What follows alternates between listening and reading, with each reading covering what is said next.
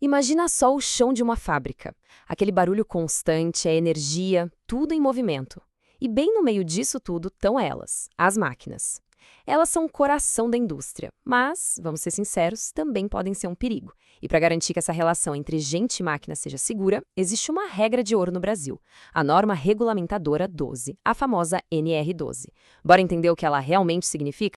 Essa é a grande questão, né? Como é que a gente faz para garantir que toda pessoa que opera uma máquina, que faz a manutenção ou que simplesmente passa por perto, volte para casa em segurança no final do dia? A resposta para isso não pode depender da sorte. Ela está, na verdade, em um guia bem detalhado, criado exatamente para essa finalidade. Então, vamos direto ao ponto. Afinal de contas, o que é essa tal de NR12? Tira da cabeça aquela ideia de um documento chato e burocrático. Pensa nela, na verdade, como o manual de instruções definitivo para a segurança com máquinas. Basicamente, a norma define as regras do jogo. Ela estabelece tudo o que é essencial para prevenir acidentes e doenças, sabe? E o mais legal é que ela cobre a vida inteira de uma máquina, desde o projeto lá na prancheta do engenheiro, passando pelo uso no dia a dia, até o dia em que ela se aposenta. E o alcance dela é gigante. Pensa em praticamente qualquer máquina industrial que exista, seja ela novinha em folha ou uma mais antiga, a NR12 está valendo. Claro que existe bom senso, né? Uma ferramenta manual, uma furadeira portátil ou a torradeira de casa, por exemplo, ficam de fora. Agora a gente chega num dos pontos mais inteligentes da norma. Ela ensina uma coisa fundamental. Em segurança, nem toda ação tem o mesmo valor. Existe uma ordem certa, uma hierarquia que precisa ser seguida à risca. Essa hierarquia é a regra de ouro. A prioridade máxima, o número 1, é sempre a proteção coletiva. Pensa numa grade que isola uma parte perigosa da máquina.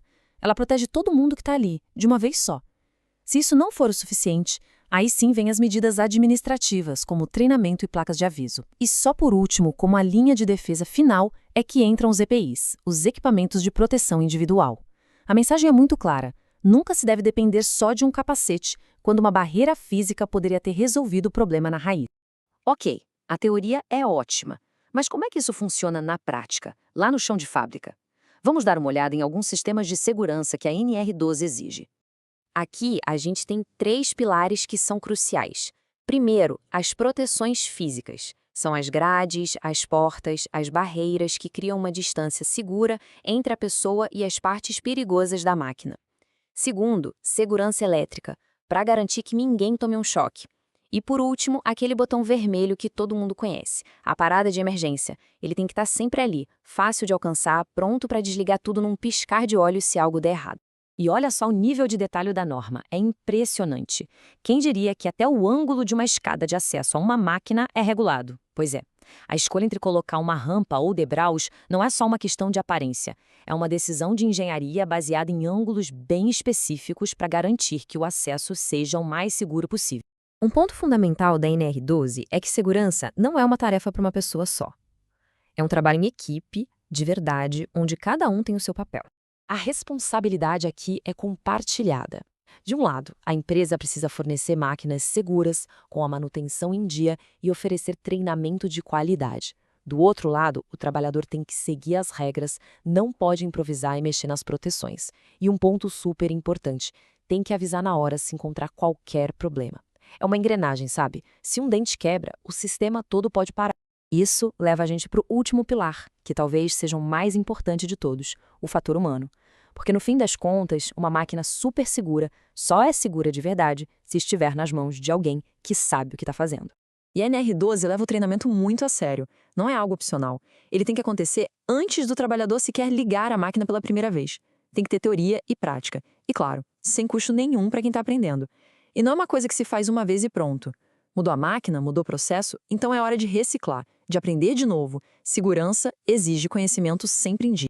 Então, no final das contas, fica bem claro que a NR12 é muito mais do que só um conjunto de regras para evitar multa. O objetivo real aqui é criar uma cultura de segurança. Um ambiente onde cuidar de si e do colega ao lado não é uma obrigação, mas sim um hábito, um valor que todo mundo vive, todos os dias. E para a gente fechar, fica a reflexão. No ambiente de trabalho, a segurança é vista como prioridade de verdade ou só como mais uma burocracia? Esses princípios que a gente conversou aqui fazem parte da rotina ou são apenas um pôster na parede? É uma pergunta que vale a pena se fazer. Obrigado por acompanhar esta análise.